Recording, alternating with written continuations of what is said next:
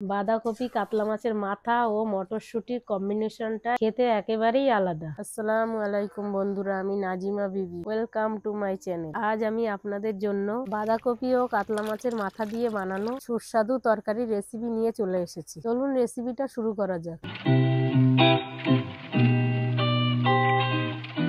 চলুন সবজি ও মাছটা কেটে ভালো করে ধুয়ে নেওয়া যাক।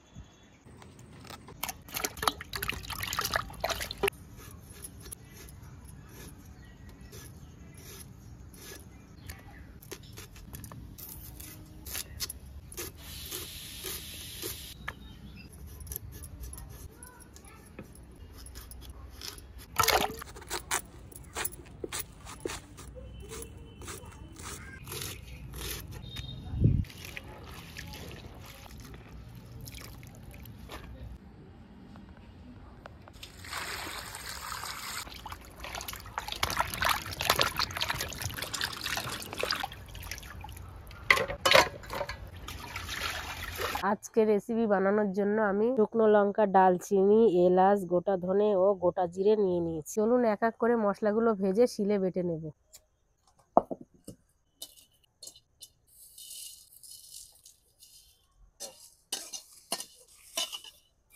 মশলাগুলো ভালো করে ভেজে নিলে মশলার গুঁড়োর গন্ধটা খুব ভালো হবে।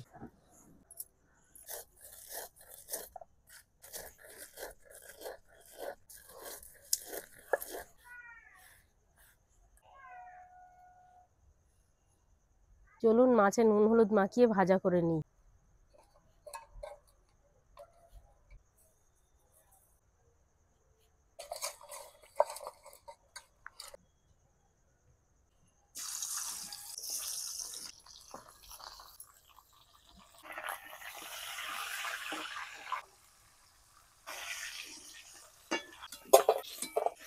যে তেলে মাছ ভেজেছি ওই তেলে কালো জিরে ও তেজপাতা ফোড়ন দিয়ে নেব।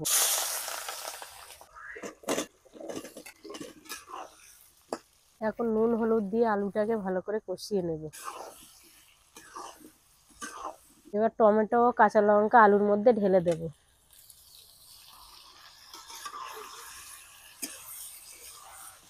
পরিমাণ মতো আদা রসুন বাটা দিয়ে নেব। এরপর ছাড়ানো মটরশুঁটিটা দিয়ে দেব।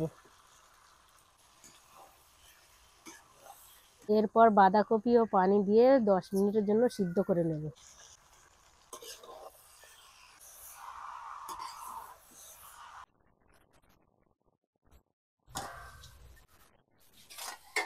এখন আলু কপিটা ভালো করে সিদ্ধ হয়ে গেছে। এবার মাছের মাথাটা দিয়ে দেব। দিয়ে একটু এইভাবে ভেঙে দিতে হবে।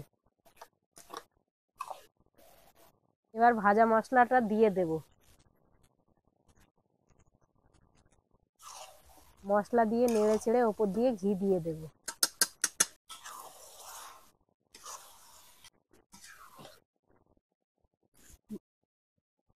ভাজা মশলাটার একটা খুব সুন্দর সেন্ট বার হচ্ছে। এখন আমাদের রান্নাটা মোটামুটি কমপ্লিট। এবার একটা পাত্রের মধ্যে নামিয়ে নেব। এর ওপর দিয়ে একটু ধনেপাতা কুচি ছড়িয়ে দেব।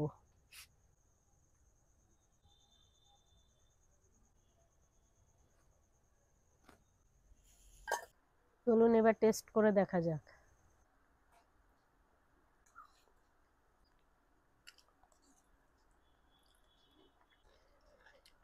বাঁধাকপি, কাতলা মাছের মাথা ও মটরশুঁটির কম্বিনেশনটা খেতে একেবারেই আলাদা। টেস্টটাও মারাত্মক হয়েছে। মশলাগুলো একদমই ঠিকঠাক হয়েছে। ভিডিওটা ভালো লাগলে লাইক, শেয়ার ও সাবস্ক্রাইব করবেন। আপনারা কোনো রেসিপি জানতে চাইলে কমেন্ট করে জানাবেন। আমি সেটার উপরে ভিডিও বানাবো।